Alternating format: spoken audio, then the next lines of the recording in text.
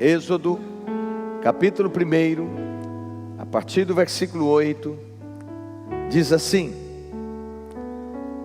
Entre mentes, se levantou um novo rei sobre o Egito, que não conhecia José. José já havia morrido, as décadas passaram, o tempo passou, levanta um outro reinado, um outro faraó, não conhecia José. E ele disse ao seu povo: eis que o povo dos filhos de Israel é mais numeroso e mais forte do que nós. Eia, usemos de astúcia para com ele, para que não se multiplique, e seja o caso que, vindo guerra, se ajunte contra os nossos inimigos, peleje contra nós e saia da terra. E os egípcios puseram sobre eles feitores de obras, para os afligirem com cargas. E os israelitas edificaram a Faraó as cidades celeiros, Pitom e Ramsés. Mas quanto mais eles eram afligidos, tanto mais se multiplicavam e tanto mais se espalhavam, de maneira que se inquietavam por causa dos filhos de Israel. Então os egípcios, com tirania, faziam servir os filhos de Israel, e lhes fizeram amargar a vida com dura servidão, em barro e em tijolos, e com todo o trabalho no campo, com todo o serviço em que na tirania os serviam. Versículo 15: O rei do Egito ordenou as parteiras hebreias, das quais uma se chamava Sifrá e a outra Puá, dizendo: quando servirdes de parteira às hebreias, examinai, se for homem, mata-o, mas se for mulher, menina, que viva. Antes deixaram viver os meninos, ao invés de matar os meninos, elas deixavam viver. Então o rei do Egito chamou as parteiras e lhe disse: por que vocês fizeram isso e deixaram os meninos viver? Responderam as parteiras a Faraó: é que as mulheres hebreias não são como as egípcias, elas são vigorosas, e antes que lhes chegue a parteira, já deram à luz a seus filhos. E Deus fez bem as parteiras, e o povo aumentou e se tornou muito forte. E porque as parteiras temeram a Deus, Deus lhes constituiu família.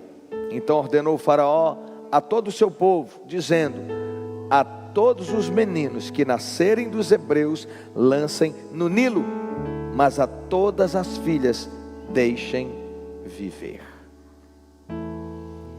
Eu quis ler essa parte inicial do texto para vocês entenderem o tamanho da aflição das mães hebreias, ou judias, ou israelitas. Foi-se um homem da casa de Levi e casou com uma descendente de Levi.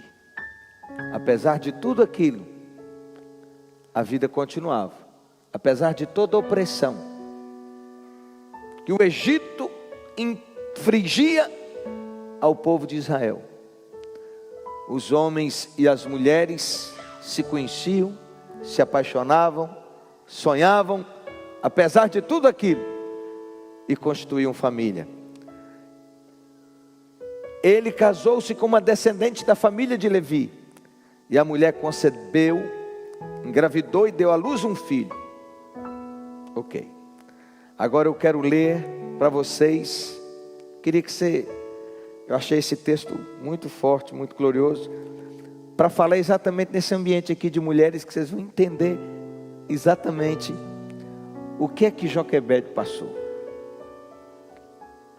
Estou me lembrando agora de quando fiquei grávida pela terceira vez, há 80 anos atrás. Isso é, tinha passado por todo o processo e já estavam na terra prometida. E ela disse: a essa altura, naquela época, já tínhamos uma filha e um filho, Miriam e Arão. Os tempos eram muito difíceis. Faraó começava a apertar o cerco contra nós. Não valia a pena colocar mais filho no mundo. O que as mulheres dizem hoje? Anrão e eu evitávamos o relacionamento físico sexual naqueles dias, com medo de que eu engravidasse.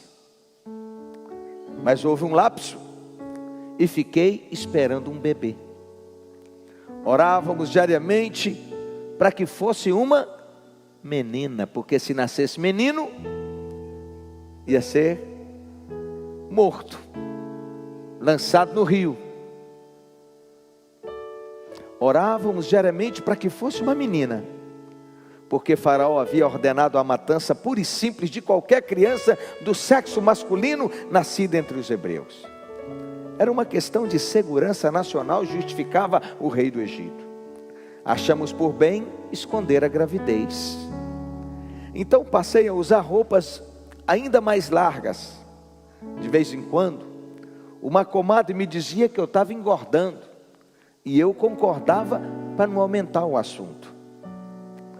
O parto foi bem discreto. Meu marido mesmo cuidou de mim. Não era a menina que havíamos pedido insistentemente a Deus. Imagina uma mulher passar 9 meses de gravidez, clamando para que fosse uma menina, com medo de que nascesse um menino e que seu filho fosse morto, fosse tomado dela. Não era a menina que havíamos pedido insistentemente a Deus. Todos nós entreolhamos, aceitamos e assumimos a situação. Como ninguém sabia da minha gravidez, resolvemos ocultar também a própria criança. Escondemos a criança. A tarefa não foi fácil. As fraldas eram lavadas e estendidas dentro de casa, para não chamar a atenção das pessoas e, consequentemente, dos soldados. Que loucura. Acho que nenhum recém-nascido tomou tanto mel quanto o nosso filho. Mal ele começava a chorar, Miriam pingava mel na boca dele. Se insistisse no choro, a família inteira começava a cantar louvores a Deus, para apagar, para abafar o choro do menino. E ficamos conhecidos como a família que cantava louvores a Deus, os escravos que louvavam. Não podendo escondê-lo por mais tempo, calafetamos com betume e piche um pequeno cesto de junco, e nele colocamos o menino, agora com 3 meses de idade.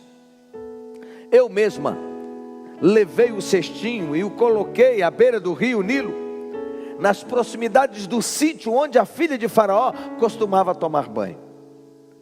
Era um lugar mais ou menos seguro, longe da correnteza, a salvo dos crocodilos, da famosa tilápia nilótica, que chegava a pesar 90 quilos, a salvo também do peixe elétrico, que é capaz de produzir uma descarga entre 300 e 400 volts. Meu medo maior era de um tipo de cobra venenosa chamada Naja Hayé, muito comum no Egito. Mas todo o nosso plano foi preparado na presença e na dependência de Deus, com muita oração. Desde o nascimento do menino, tive o pressentimento de que ele era formoso também aos olhos de Deus. Coração de mãe não engana.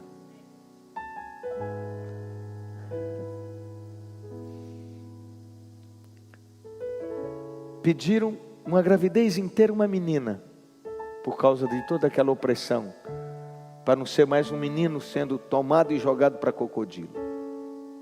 Veio o menino, formoso, forte, e no coração dela um sentimento muito forte de que Deus tinha um plano especial para a vida daquele filho. Voltei para casa e deixei minha filha Miriam nas proximidades do lugar onde o menino ficara. Deus fez infinitamente mais do que tudo que nós pedimos e pensamos. O plano deu certo. A filha de Faraó desceu ao rio e logo viu o estranho cestinho. Curiosa, ela mesma o tomou e abriu. Meu filho chorava, estava molhado de xixi, com fome e sem as gotinhas de mel que Miriam sempre pingava. E a princesa se ligou imediatamente a ele. Deus trabalha quando você não pode fazer, Ele faz.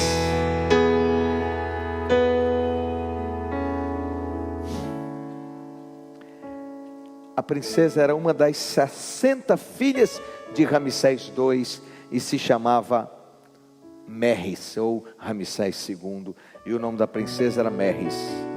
A jovem logo percebeu que o menino era filho do hebreu e o adotou.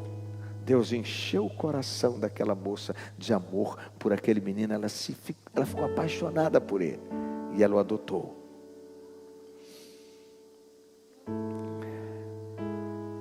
Nesse momento, minha filha Miriam, como eu orientei, entrou em cena e se ofereceu para chamar uma mulher hebreia para amamentar a criança até o desmame. A princesa deu o seu consentimento. Afinal, o garoto estava morto de fome e chorava sem parar. Minutos depois, lá estava eu, com meu próprio filho ao seio, sem que Merris soubesse que eu era a mãe dele. Por ironia da história, até recebi salário para cuidar do meu menino. A filha de Faraó deu-lhe o nome de Moisés, que significa salvo das águas. Só então percebi que nossas orações devem ser flexíveis e inteiramente sujeitas à sabedoria de Deus. Felizmente, o Senhor não ouviu ao pé da letra quando pedimos que viesse uma menina no lugar de um menino. Agora lá na frente, 80 anos depois, em que eles já estão de posse das bênçãos, agora entraram para a terra prometida, ela para no meio disso tudo, e ela louvando a Deus: muito obrigado, eu te pedia com medo, eu te pedi uma menina, mas o Senhor quis mandar o libertador do seu povo. Quais lições podemos aprender? Primeira, confie em Deus em tempos difíceis. Ele é Senhor de todas as coisas. Ele é soberano. Ele está sentado no alto e sublime trono. Ele conduz todas as coisas. Nenhuma foge ao seu controle. O escritor aos Hebreus diz que a fé é o firme fundamento das coisas que se esperam e a prova das coisas que se não veem. Ora, sem fé é impossível agradar a Deus, porque é necessário que aquele que se aproxima de Deus creia que Ele existe e que Ele dá galardão, que Ele dá bênção para aqueles que o buscam. Hebreus 11, 1 e 6. Segunda verdade, e eu terei que resumir minha fala: devemos desenvolver a estratégia para não sermos derrotados pelo caos. Nós não podemos ser tomados pelo vitimismo. Todas as demais mães de Israel perderam seus filhos. Todo menino que nascia era uma angústia, porque a hora que os soldados descobriam arrancavam do colo da mãe, do seio da mãe, a criança e jogavam no Nilo. Mas Joquebede ousou fazer diferente. Ela não aceitou perder seu filho para Faraó.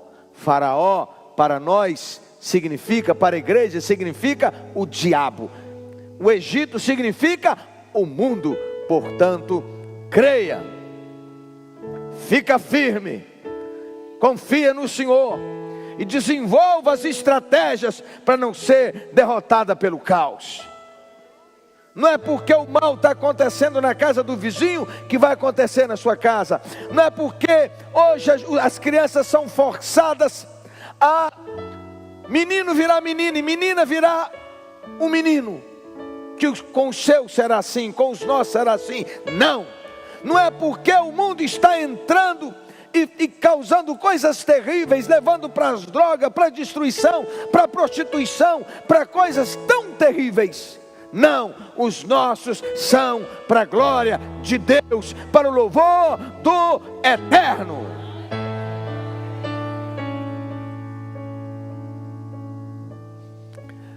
Entregue nas mãos de Deus aquilo que você não pode mais manter pela sua força. Quando eles crescem, eles tomam asas.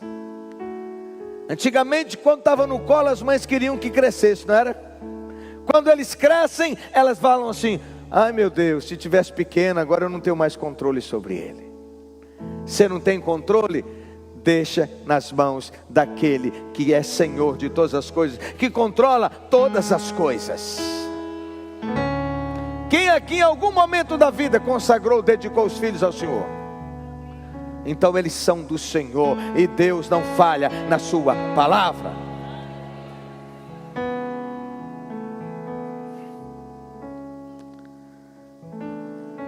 Deixar Deus cuidar daquilo que é mais precioso para nós é difícil, mas é necessário. Nós precisamos fazer isso. Certa vez Jesus estava no barco com os discípulos. Veio uma tempestade forte, ondas bravias, e o barco começou a afundar, e Jesus dormindo. Ele estava muito cansado. Os discípulos foram, acordaram ele: o Senhor não se importa que a gente pereça? E Jesus ordenou ao mar, e tudo se acalmou. Deus não quer que você pereça. Deus não quer que a sua família pereça. Glória a Deus. Joquebede não sabia naquele momento, naquele tempo, qual era o propósito de Deus para seu filho, mas ela sabia que podia confiar em Deus. Aprenda a confiar. Aprenda a descansar. E quando nós começamos a desenvolver a oração de louvor a Deus, crendo lá na frente, na vitória, as coisas começam a entrar no eixo. É sinal de que nós aprendemos a descansar, que nós confiamos na grandeza e misericórdia e graça do Senhor. E aí nós já começamos em fé a fazer com que as coisas comecem a acontecer, porque ao invés de chorar e de lamentar, a gente começa a louvar em fé pela vitória obtida. Costumamos ensinar que quem não tem uma casa e quer uma casa, faça a imagem de uma casa e comece a agradecer. Comece a visualizar a casa. Quem quer um carro, pela mesma forma. Quem quer um emprego, uma profissão, pela mesma forma. Quem quer a universidade, pela mesma forma. E se você quer os filhos da presença do Senhor, comece a imaginá-los servindo a Deus, adorando a Deus, glorificando a Deus, dando graças a Deus, andando na presença do Senhor. Podemos usar as nossas habilidades para o bem da nossa família. Amém?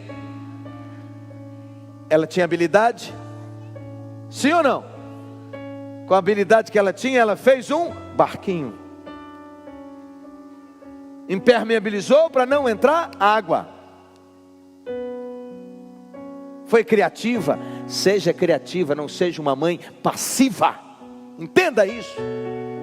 Passividade não honra a Deus.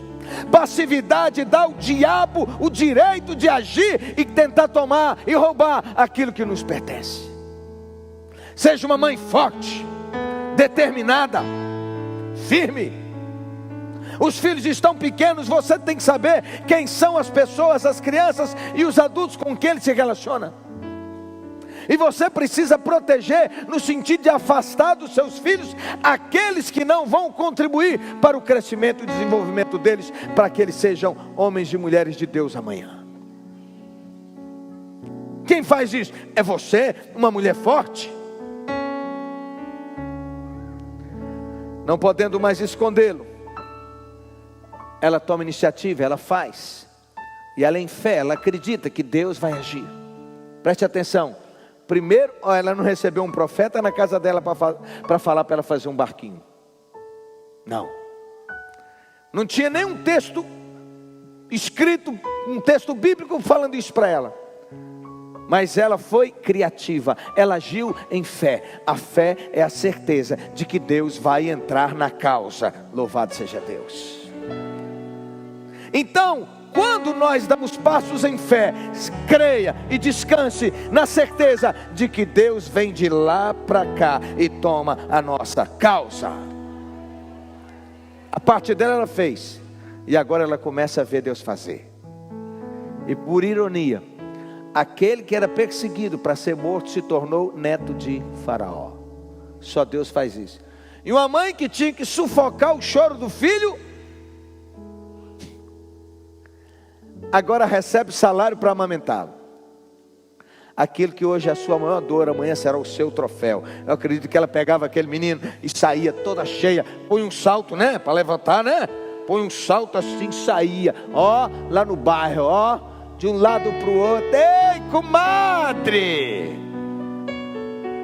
Mostrando a sua bênção, mostrando o seu filho. Dê um glória a Deus aí, vai. Joquebede andava com os olhos na promessa.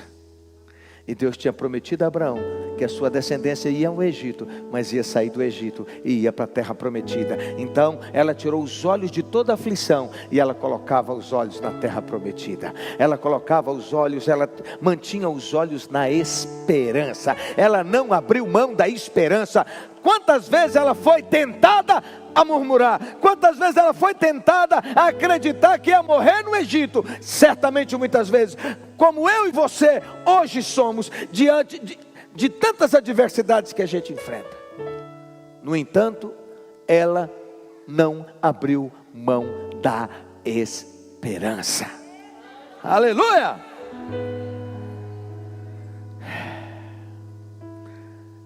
Haja e espere. Deus vai honrar a sua fé. Eu narrei aqui uma história imaginária, como se fosse Joquebede que escreveu o texto. Mas eu quero dizer que você terá o seu próprio texto para contar de vitória. Você vai abraçar a sua vitória. 7 coisas para orar pelos seus filhos. Que nada os impeçam de achegarem-se a Jesus. Ore por isso. Meu Deus, que nada seja impedimento para os meus filhos se achegarem ao Senhor. Ore por isso todo dia. Amém? Não, que nada embarace meus filhos de chegar ao Senhor. Segundo motivo, que eles respondam com fé ao chamado de Jesus. Amém? Terceiro motivo de oração, que eles experimentem a santificação através da obra transformadora do Espírito Santo e desejem cada vez mais cumprir os grandes mandamentos de Deus. 4, que eles não se unam de um modo desigual num relacionamento íntimo, especialmente no casamento. Então, que eles não façam aliança com o jugo desigual, com ímpios, que eles não se aproximem, que eles não se casem, que eles não se envolvam com ímpios. Quando é a hora de orar? É agora, enquanto estão pequenos. Enquanto estão pequenos e depois que crescem, continue orando por isso. 5, que os pensamentos dos meus filhos sejam puros, ore por isso. 6, que seus corações sejam movidos para doar generosamente a obra do Senhor. 7, que quando for o momento certo, eles irão. Porque tem hora, águia, olha para mim, águia. O que a águia faz com o filhote que já está na hora de sair do ninho? Ela pega, leva lá mais alto solta, e ele, ó, nunca voou. E vai caindo, ela vem cá, pega de novo, leva lá em cima de novo, e depois solta, e ele, ó. E agora vai ter a sua vida. Ore por isso, para você estar preparado para o momento dos seus filhos irem. Toda mãe quer filho pertinho, quer ou não quer? Mas tem que estar preparado para eles irem, para eles tocarem a vida deles. Até porque, quando o pai e mãe tenta manter o tempo todo debaixo do braço, às vezes impede que eles sejam independentes, e eles ficam dependentes dos pais a vida toda. Ok? Vou falar agora de uma mulher muito fera. Já falei sobre ela e repito: Susana Wesley. Que mulher. Veja algumas pepitas de ouro sobre ela.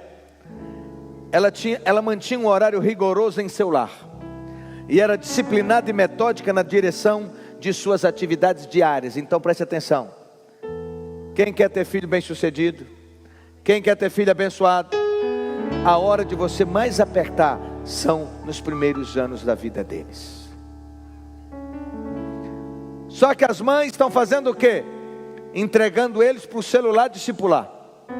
Porque se tiver com o celular na mão, se tiver com o celular na mão, não vai incomodar. Você quer que amanhã ele passe na universidade? Quem quer? Mas se você não ensiná-lo agora, desde pequeno, a ser disciplinado, como é que ele vai se disciplinar para estudar, para fazer prova, fazer vestibular depois? Outra coisa, se você cria ele solto, fazendo as vontades dele, quando chegar na adolescência, na hora de dizer não para muitas coisas, ele não vai ter força moral para dizer não. Porque tem que aprender a disciplina. É fácil? Não é. Os filhos de Susana Wesley eram ensinados sobre a importância da confissão. Quando eles faziam algo errado e confessavam completamente, ela não os punia, mas os louvava por sua honestidade.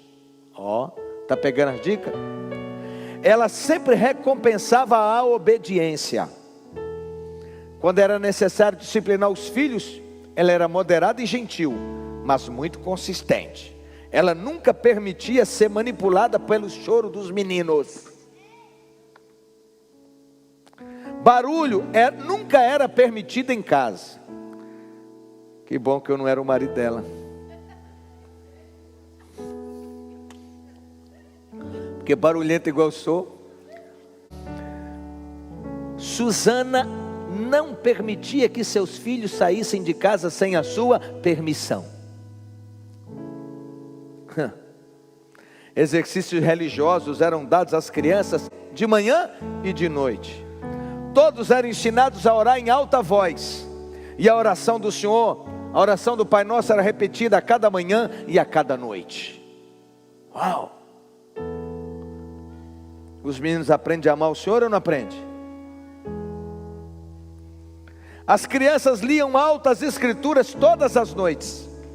Os filhos mais velhos liam para os mais jovens, e grande parte da noite era gasta cantando. E orações com toda a família eram realizadas todas as manhãs. Preste atenção no que eu quero te dizer. Talvez você, quando me ouviu falar sobre Susana Wesley, talvez você diga assim: meu Deus, eu devia ter ouvido isso muito antes. Meus filhos já cresceram, já estão criados, ou estão adolescentes, já não querem mais me ouvir.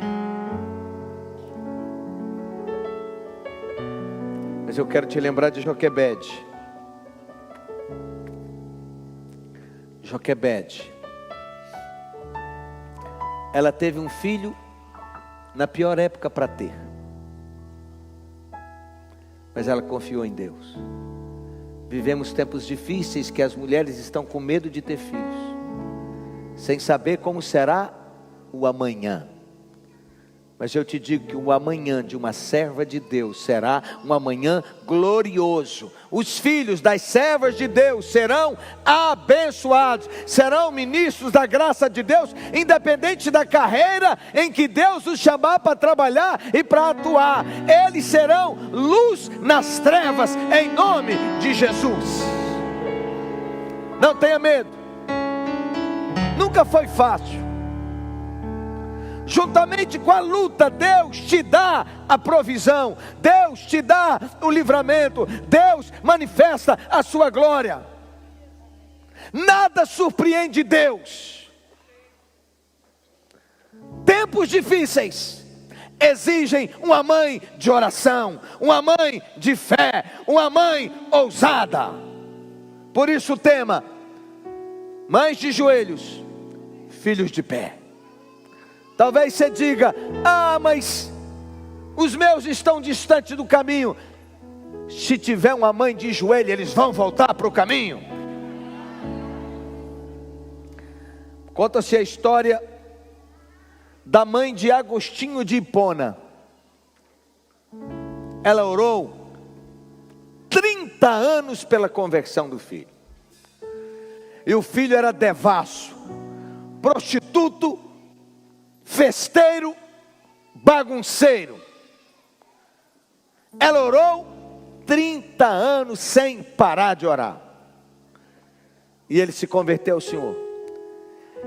E quando chegou a hora, ele veio com tanta paixão para a presença de Deus, com tanta decisão, com tanta santidade, que ele logo foi para as praças pregar o Evangelho.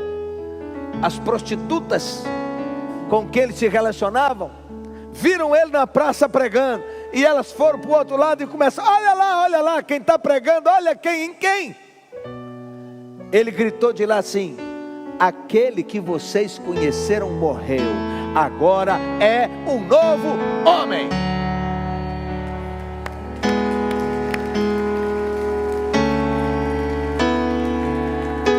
E ele se tornou um dos maiores teólogos, um dos maiores pais da igreja. Guarde que eu vou te falar: o mais perdido hoje pode ser o mais santo amanhã, e será, em nome de Jesus. O mais rebelde hoje pode ser o mais obediente amanhã.